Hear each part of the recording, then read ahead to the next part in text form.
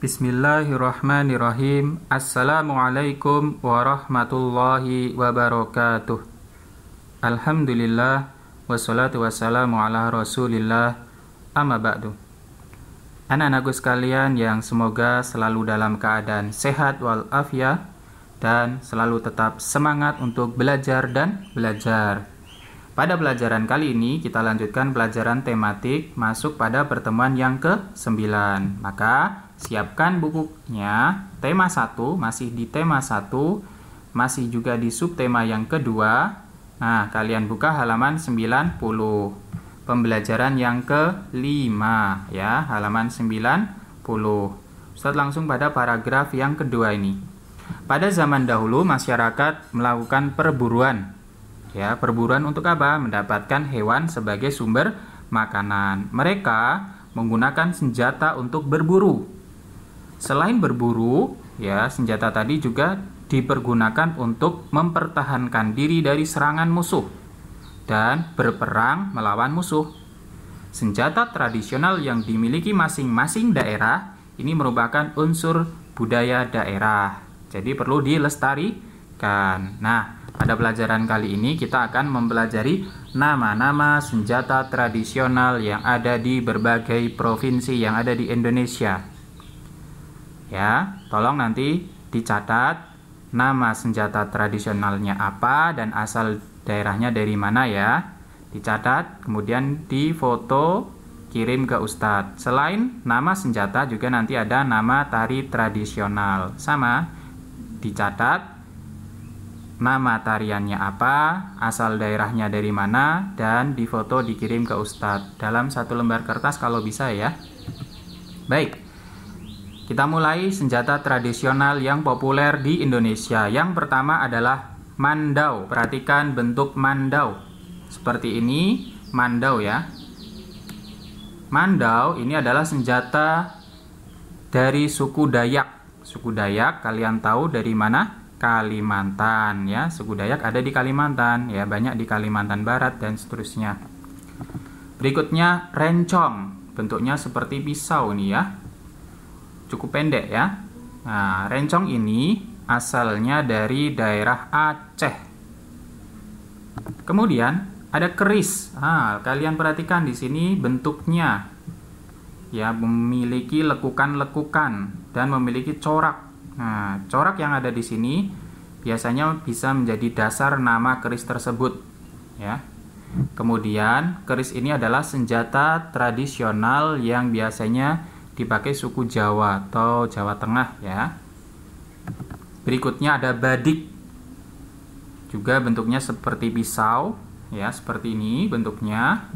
Kemudian populer oleh suku Bugis yang ada di Makassar, Sulawesi Selatan ya, Makassar, Sulawesi Selatan ya, bentuknya seperti ini, badik. Berikutnya ada kujang, bentuknya seperti ini ya. Kujang ini adalah senjata tradisional dari daerah Jawa Barat ya, bentuknya perhatikan. Yang berikutnya ada celurit, bentuknya seperti ini ya, mungkin bahasa Indonesianya sabit gitu ya. Celurit ini senjata khas suku Madura, jadi dari Madura. Berikutnya ada wedung ya, bentuknya seperti ini, juga seperti pisau gitu ya. Ini berasal dari daerah Bali. Berikutnya ada busur dan panah.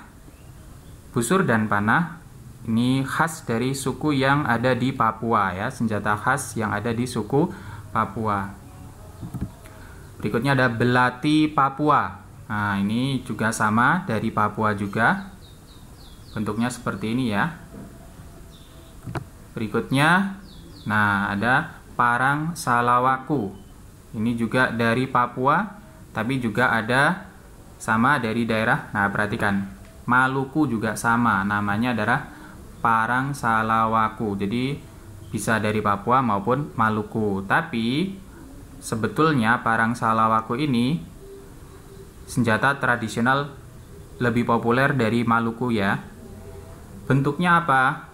dua senjata ini sebetulnya, yang satu berbentuk pisau panjang, yang satunya berbentuk perisai. Ya, ini digunakan untuk berperang. Dan untuk saat ini sebagai lambang pemerintahan kota Ambon. Ambon di Maluku ya. Ada juga pisau surit. Pisau surit ini berasal dari Provinsi Sumatera Utara, senjata tradisional suku Karo. Nah, setelah mempelajari bermacam-macam senjata tradisional khas daerah yang ada di Indonesia, berikutnya di halaman 93, ya, kalian buka halaman 93.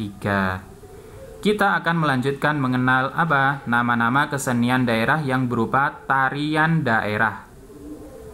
Kalian perhatikan, di situ tertulis beberapa macam-macam nama tarian daerah. Di antaranya, coba cari tari gending Sriwijaya. Sudah ketemu tulisan tari gending Sriwijaya? Nah, tari gending Sriwijaya ini berasal dari Sumatera Selatan. Ada juga tari Andun, berasal dari Bengkulu.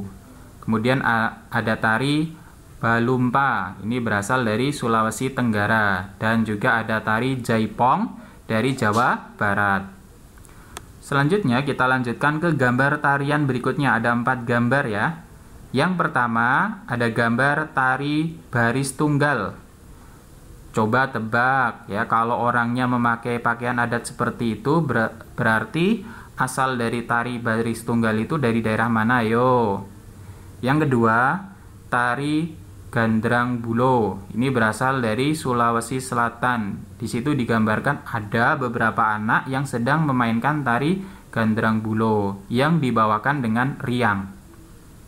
Yang ketiga ada tari Serimpi, ya, berasal dari Jawa Tengah. Dan yang keempat ada tari Jatilan. Ini juga sama dari Jawa, ya, Jawa Tengah maupun Jawa Timur. Dengan banyaknya kebudayaan yang dimiliki bangsa kita, dari senjatanya, tarian daerahnya, maka hal ini memperkaya keberagaman yang ada di bangsa kita, ya, bangsa Indonesia. Keberagaman harus kita hargai.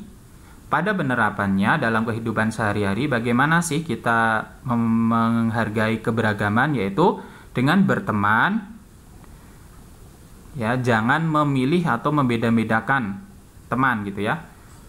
Ya, jangan melakukan begini, membedakan perlakuan atau diskriminasi ke suku maupun golongan tertentu.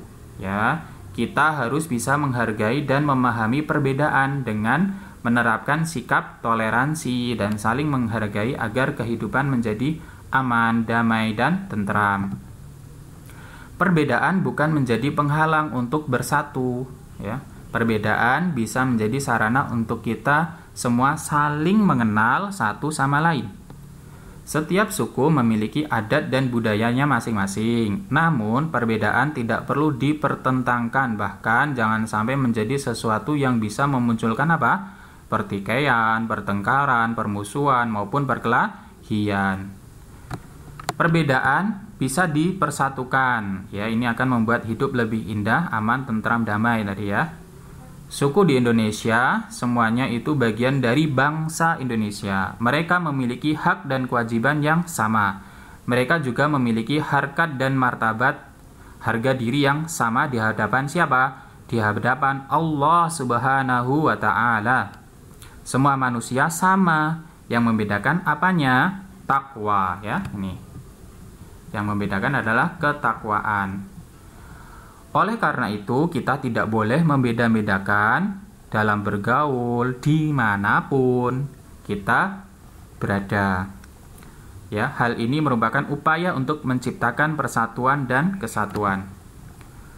Upaya bangsa kita untuk mempersatukan keberagaman ini sudah tertera atau tercantum dalam Undang-Undang Dasar 45 pasal berapa? Pasal 29. Ingat, pasal 29 yang berisi bahwa negara juga menjamin kemerdekaan tiap-tiap warga untuk memeluk agama dan kepercayaannya masing-masing. Maka sebagai warga sudah sewajarnya saling menghormati antara hak dan kewajiban yang ada di antara kita. Baik, silakan. Ustaz cukupkan sampai di sini. Wassallallahu ala nabiyina Muhammadin wa ala ahlihi wa ashabihi ajma'in.